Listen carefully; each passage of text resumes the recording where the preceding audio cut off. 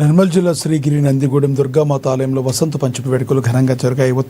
ఉదయం అమ్మవారికి అభిషేకాలు, ప్రత్యేక పూజలు అనంతరం అష్టాదశ శక్తిపీఠ సోపాన పూజ, అక్షరాభ్యాసం, చిన్నారులకు అన్నప్రసన వంటి కార్యక్రమాలు వేద పండితుల మంత్రాల మధ్య ఆలయ వ్యవస్థాపకులు కొండాచారి ఆధ్వర్యంలో నిర్వహించారు. ఈ కార్యక్రమానికి నలుమూలల నుండి పెద్ద సంఖ్యలో భక్తులు పాల్గొని అమ్మవారిని దర్శించుకుని మొక్కులు చెల్లించుకున్నారు. అనంతరం భక్తులకు తీర్థ ప్రసాదాలు, అన్నప్రసాదాన్ని అందజేశారు.